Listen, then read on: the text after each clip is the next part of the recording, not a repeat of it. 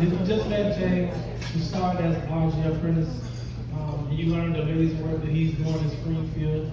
You also heard from Brian and understanding some of the amazing work that he's doing with Mud Theater Project. And he's a permanent apprentice.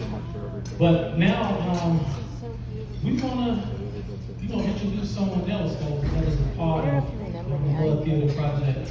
Someone who served 15 years in prison, who taught himself how to write poetry. Some of you may have had the opportunity to witness Searching for Justice. He had a really impactful part in that space when we brought art and advocacy together. But he is someone who we called on to kind of bring an original piece, to restore justice. And he's going to do a spoken word. Please, you all, give a warm welcome for Darrion Benson.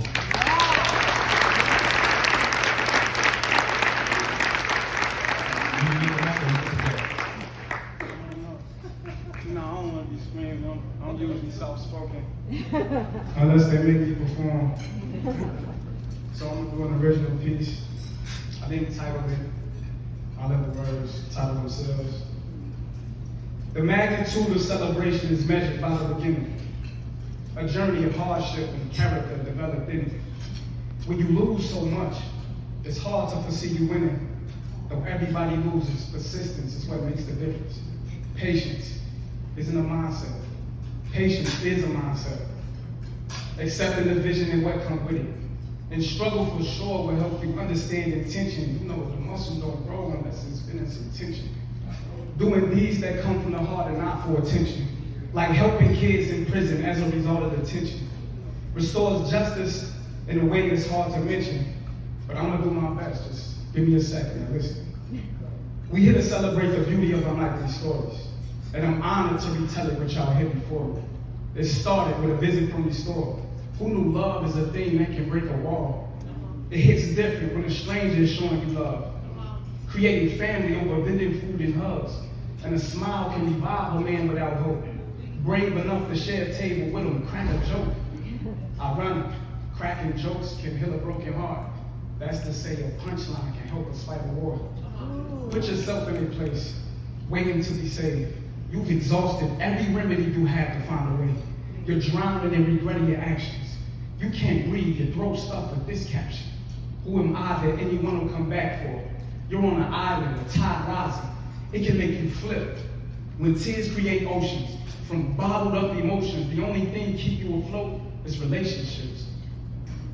And Julie Anderson, who before a support group for loved ones, hadn't met anyone who had a loved one locked behind walls.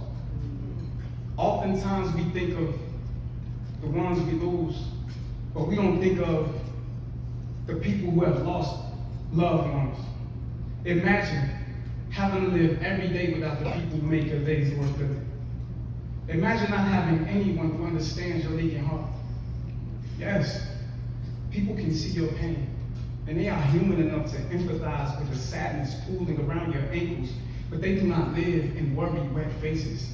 So when they tell you it'll be okay, it's not as believable as someone who shows up as a reflection of your pain. Seeing people in the water gives you hope that day by day drowning is survival. The feeling of death being held at bay with the force of knowing you can hold your baby on Sundays, but those days are few and far between the days you must live with unwrapped hugs and open wounds.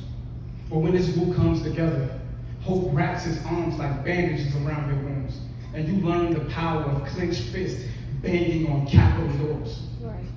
You see, with restored justice, love leads to organizing. Organizing is where theory and action find tension. And sometimes you can't measure the impact of prevention. The first time the store came through and delivered, they got a law passed that saved young people caught with pistols. Firearm enhancement discretion. But firearm enhancement discretion, it begs the question, how much time did that save young men from prison? Juvenile with life without parole will give you pause. Kids sentenced to die before growing tall.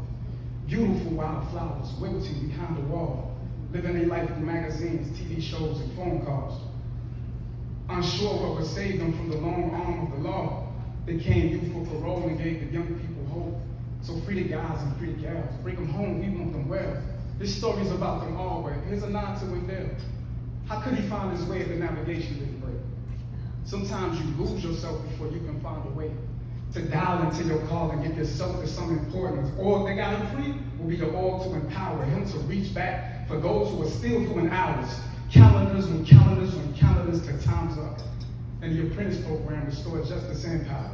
Taught leadership skills to those who may have otherwise followed false truths about themselves. Come on now.